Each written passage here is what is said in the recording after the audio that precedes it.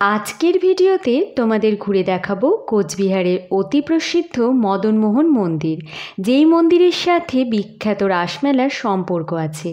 চলো তাহলে মদনমোহন বাড়ি বা মদনমোহন মন্দিরের ভেতরে তোমাদের নিয়ে যাই।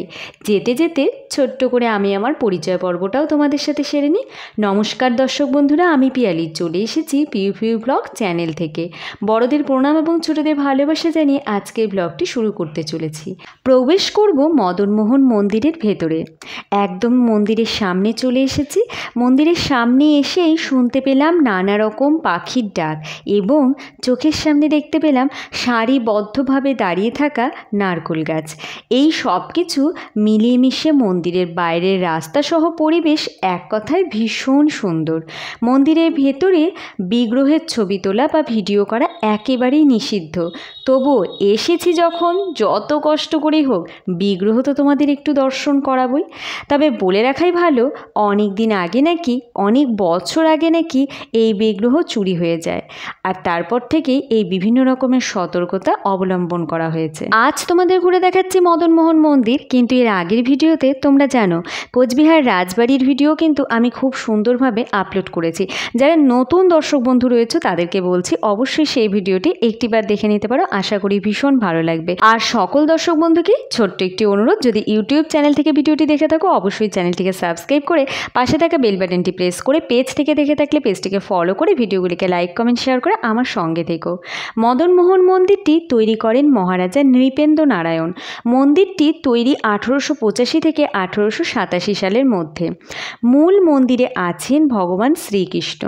এছাড়াও মা কালী, মা ভবানী সহ এরকম বিভিন্ন আরও অনেক দেবদেবীর মূর্তিও কিন্তু ভেতরে রয়েছে। তবে বেশিরভাগ দর্শনার্থীদের ভিড় উপচে পড়ে মদনমোহন মূর্তিটি দেখবে বলে। কোচবিহার জেলার মন্দিরময় ভৌগোলিকতা যেন দক্ষিণ ভারতের এক ক্ষুদ্র সংস্করণ। তবে এই মন্দিরের ঐতিহাসিক মাহাত্ম্য সত্যি অসাধারণ। কেন বলছি তাহলে ছোট্ট করে সেটাও একটু তোমাদের সামনে ব্যাখ্যা করি। কোচ রাজ্য যার হাত ধরে আত্মপ্রকাশের শঙ্খধ্বনি করেছিল তিনি হলেন প্রথম কোচ মহারাজা বিশ্বসিংহের বাবা ক্ষুদ্র কোচ দলপতি হারিয়া মণ্ডল। উনি এবং ওনার স্ত্রী এই দুজনেই ছিলেন প্রচণ্ড শিবভক্ত মানুষ।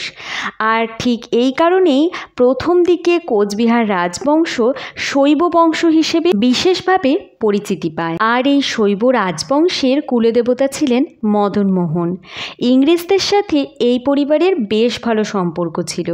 মন্দিরের ভেতরে অষ্টধাতুর এই মদনমোহন বিগ্রহ দেখে আমরা কিন্তু সকলে তারপরে এগিয়ে গিয়েছিলাম। এখানে একটি বিশাল বড় ঘাট আছে, সেই ঘাটের উদ্দেশ্যে, সেটা তোমাদের একটু পরে দেখাচ্ছি। আগে তোমাদের এই মদনমোহন মন্দিরের চত্বরটা খুব ভালো করে ঘুরে দেখাই, তারপরে তোমাদের নিয়ে যাব সেই বিশাল বাঁধানো ঘাটে। 4 কক্ষ বিশিষ্ট মন্দিরটিতে প্রতিটি কক্ষেই বিভিন্ন দেবদেবীর অবস্থান লক্ষ্য করা যায়। তবে একদম মাঝখানের যে বড় কক্ষটি রয়েছে সেখানে অধিষ্ঠান করছেন মদনমোহন।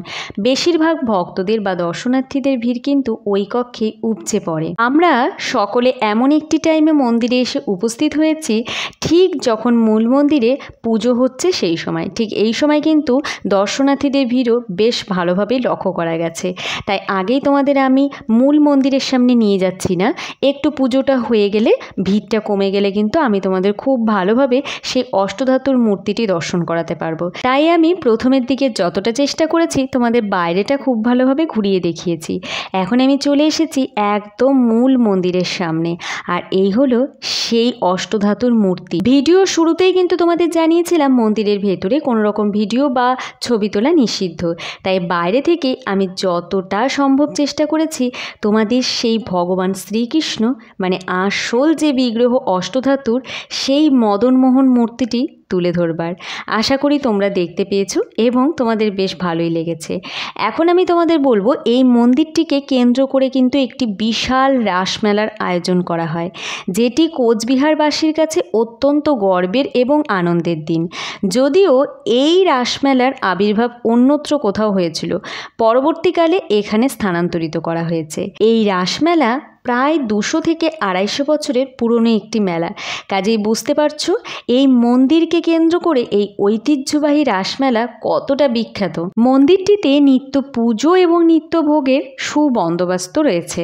এছাড়াও মন্দির সংলগ্ন এলাকায় বাইরের দিকে রয়েছে ধর্মশালা, যেখানে কিন্তু ডরমেটরি হিসেবে বেশ সুন্দরভাবে থাকা খাওয়ার ব্যবস্থাও রয়েছে। তোমরা যারা কোচবিহারে এসে ভাবছো কি কি ঘুরে দেখবে, তাদের বলবো কোচবিহারে দেখার কিন্তু অনেক জায়গা রয়েছে। কাজেই একটা দিন মাত্র একটা রাত যদি হাতে সময় নিয়ে আসতে পারো, তাহলেই কিন্তু কোচবিহার রাজবাড়ি, এই বিখ্যাত মদনমোহন মন্দির সবই ভীষণ কাছাকাছি রয়েছে। তোমরা কিন্তু ঘুরে দেখে নিতে পারো একই দিনে এই সমস্ত। এছাড়াও আরও অনেক কিছু তো দর্শনীয় স্থান রয়েইছে। এখন আমি তোমাদের নিয়ে চলে এসেছি সোজা সেই ঘাটে, যেই ঘাটের কথা তখন বলেছিলাম। মন্দিরের যে মূল প্রবেশদ্বার রয়েছে তার ঠিক অপোজিটে এমন সুন্দর বাঁধানো ঘাট রয়েছে। আমরা অনেক সকাল সকাল যেহেতু রওনা দিয়েছিলাম, প্রথমে এসে ঘুরে দেখেছি কোচবিহার রাজবাড়ি, তারপরেই চলে আসলাম মদনমোহন মন্দিরে। মন্দির ঘুরে দেখে এই ঘাটে এসেছি ঠিক পড়ন্ত বিকেলে। সত্যি বলছি, এই পড়ন্ত বিকেলে ঘাটের চারিপাশে সৌন্দর্য মনে হচ্ছে আরও একটু বেড়ে গেছে। আমাদের হাতে সময় একটু কম ছিল, তাই আমি তোমাদেরকে বলবো অবশ্যই তোমরা কিন্তু এই মন্দিরে আসার সময় হাতে একটু সময় নিয়ে এসো। পুরো মন্দিরটি ঘুরে দেখার পরে বেশ খানিকটা সময় এই ঘাটের জন্য রেখো। ঘাটের চারিপাশে বসার যেমন ব্যবস্থা রয়েছে, ঘাটের চারিপাশটাই একটু ঘুরে দেখো।